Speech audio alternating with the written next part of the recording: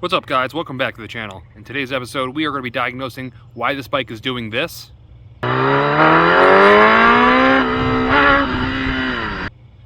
and figure out exactly what's causing it. Let's get to it.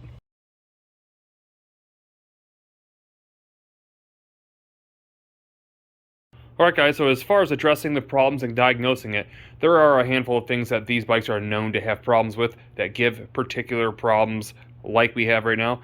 The first thing is going to be the fuel sock inside the fuel pump. It is actually what they call a fuel sock, but it's a lower fuel filter that sits on the bottom of the pump where it sucks up the gas. We will be addressing that. That's not going to be first, but that is one of the things that is a problem. The other problem that is well known on these bikes, and every other bike that has them, is a power commander, which this has, so we'll have to address that as well. Another known item on these bikes is the fuel line tends to kink and it stops it or starves it from getting fuel. And last but not least, the most other common one is the kickstand down here, the kickstand side switch. A lot of times that will give problems as far as cutting fuel and cutting ignition. Now, as far as I can tell, it seems like the ignition's cutting out, not the fuel. So I think we'll try the electronic side of things first before we dive into the actual fuel side of it. But keep in mind, we have to do all these things individually, because if we don't, and even if we do fix it, we'll never know what the actual problem was. So the first thing I want to address is the side stand right now. And it just so happens I put it back on the rear spool stand and noticed something. This could be coincidental, but check this out. I started looking at the two bolts holding it in, and they're pretty loose. Now, when it's up, so I don't know that that would make a difference, but I obviously have to tighten those down. I don't know how they came loose, but they're definitely going to get Loctited. So let me go ahead and try that, and then we'll go back to Mexico and see if anything changed. Alright guys, so I went ahead and pulled the two bolts out, let the stand fall, and I'll tell you what, they're stripped, and that's no surprise because the rest of this bike, whoever owned it before pretty much didn't know how to turn a bolt whatsoever. So I am going to have to drill and retap at a larger size, so that's fine, but I'm glad I caught that because I can't imagine driving down the road and all of a sudden this thing start hanging on me. So that could have been really dangerous. Let me go ahead, drill and tap that. You need to see that, but we'll get it back up and then we'll run out to Mexico. Alright, so that's it. Let's go see if we can make it in Mexico before it gets dark.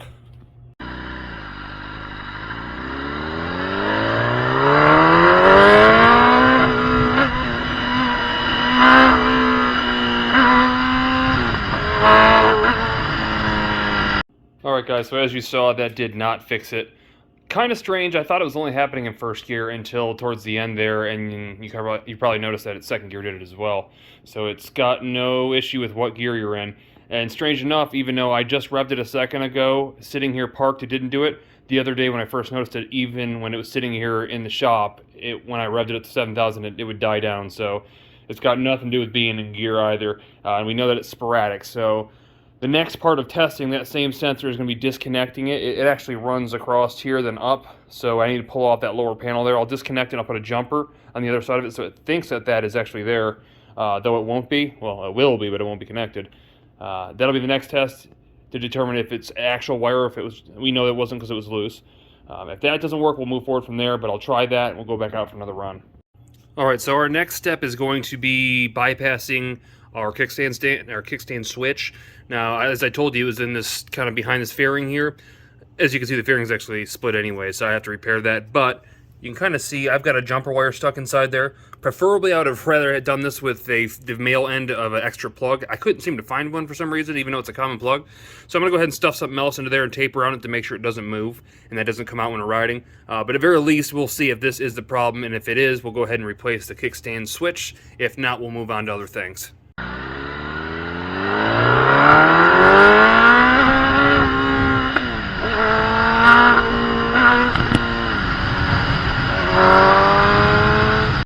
Alright, so as you guys just saw, that was not the problem. That also did the same thing. Not quite as bad, but it still did it, so that tells me that is probably not the problem. Normally, the next step I would take would be going and disconnecting the power commander, since we're kind of chasing electrical right now. However, it just so happened that the low fuel light just finally popped on, even though I thought I had more fuel, so whatever that's worth. But this is the perfect time to go ahead and replace the pump and the lower pump sock to see if the fuel delivery is the actual problem. Let's go ahead and do it. Alright, so next step is common sense, just simply taking off some of the fairings and seat. I went ahead and took off the side fairings as well, just to see if I can access the power commander. I couldn't remember if I could or not. Obviously it is back here, but the wiring is too far down to get to disconnect it while we're in here, which we're probably going to wait for that anyhow. So what we're going to do right now is we're going to start getting the gas tank off, but to let you know what I did to get to this point, there's a screw right here, one on each side, and then those things unclip, those side panels there. You will then pop off your back seat with the key that's underneath here, and you have two screws that come out here, and this centerpiece will slide out, and then you will see the bolt for your seat. Simply take out the bolt, your seat's up, and now you're where I'm at. So that said, it's time to go ahead and take off the tank. It's a little bit more work for me maybe than you guys, because I have to take out this bolt right here. I also have to take off the steering damper here, so those two bolts there. But then once those are off, I'll be able to lift it off, and you'll be able to see that there's a fuel line right there that has to be disconnected, as well as the connectors, or the power connectors for the fuel line, or I'm sorry, for the fuel pump and the level sensor. So let's go ahead and get that off. Alright, so you can see that the tank is off now. I went ahead and put a rag underneath it because I already knew that some fuel was going to spit out since we were just riding it and the line was pressurized. And then there is one plug right here. You'll see it kind of runs down through here. You'll have to get this out and pry up on the little tab right here, and that'll pop right out. And then you'll have a tank sitting just like this. And I apologize for the mess in the shop right now. There are projects everywhere, and this is kind of a side project, so I'm just kind of taping it as I get time as I go.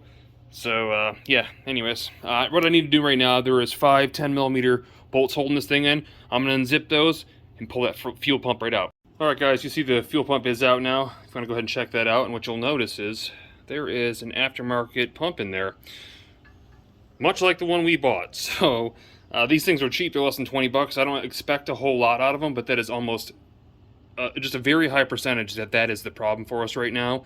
I, for whatever reason, didn't notice this when I was putting the bike together, so that's kind of strange. I don't know if I thought I had it out of the tank. I'm pretty sure. Anyhow, at least we have another one to test it with. So we'll go ahead and pull this thing apart. I think this thing's pretty straightforward to get apart. Got a couple bolts to take out, and this thing should slide up and out as long as the plug clears it. So let me go ahead and pull those bolts out and see if it separates. All right, so I did get it separated. As I told you, the two little screws on the sides came out. You watch out that the nuts don't fall and get lost. You'll take out this upper bar right here, which I believe is your level sensor, and then this whole thing slides straight up and out. You're going to have to be real careful, hold it nice and tight, and just wiggle it in and out. Once you get it out, you'll see that the fuel pump and the fuel strainer at the bottom, or sock, is, well, it's right there. And if you look at that, that thing's pretty bad. So it might even not be a bad pump, but that sock very well might be our problem. In any case, while we have it out, I'm just going to go ahead and replace the pump because I already bought one anyways and it was cheap. Let me go throw that in and put it back together, and I'll show you what it looks like. Alright, so the fuel pump is now together. What I wanted to show you, when you pull the old one out, you're going to notice, well, possibly on yours, there is a small little lock washer that holds on the fuel sock, or the filter, whatever you want to call it. This one is extremely tight and probably doesn't need to put it back on, but I am going to put it back on. But all you have to do to get that thing off is just take a small flathead screwdriver and just pop that thing off. And then what you'll see is this whole thing here, just wiggle, use the same screwdriver, but you can kind of go like this and you'll wiggle this thing straight down. And then again, just replace it. It's pretty straightforward. Now that you've seen that, I'm going to throw it back together and we'll put it back in the tank. Alright, the pump is back together. Next step, before we throw this thing in, make sure you pull off your O-ring and you set it in place where it goes right here. And then we're going to carefully slide this thing in. And we're going to make sure that we're angling it the same direction that the fuel spout was coming or pointing when you took it off, so which I believe was kind of like an 11 o'clock position. Alright, so with the fuel pump back in now, we're going to go ahead and drop it in. Keep in mind we got to make sure to run our drain hose like it's supposed to be and run our electrical wiring like it's supposed to be. I'm actually, for myself, going to set the fuel tank on and start it before I bolt it down just to make sure it primes and it runs. So let's go ahead and throw that on. Alright, pump's wired. Let's go ahead and fire it on and see if it primes. That one sounds strong. Definitely sounds stronger than the last one. Huh. Alright, well, let's bolt this thing down and take it for a run.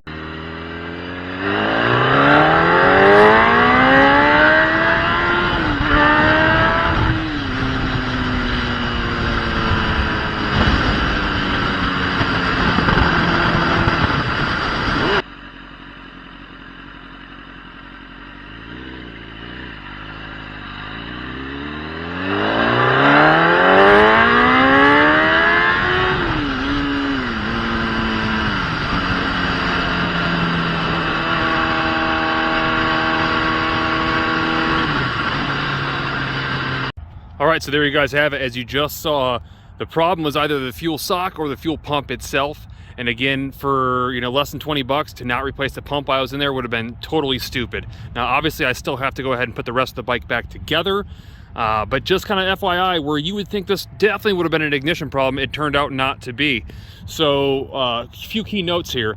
One thing to remember is that I would say easy way to test, but not so easy. If you were able to put a spark plug tester on one of your coils and you had a GoPro to mount down inside there, when you're riding, that would be one easy way to tell if it was actually an ignition problem or a fuel problem. The problem is it's not feasible, and where are you going to fit that thing? So nonetheless, we found the problem. I'm glad that I fixed my problem. I hope this fixes your problem and gets you back on your bike this season. That said, I hope you found the video helpful. If you did, definitely throw that thumbs up. And if you haven't already, definitely hit that subscribe button to see all the new content coming towards you. Talk in the next one.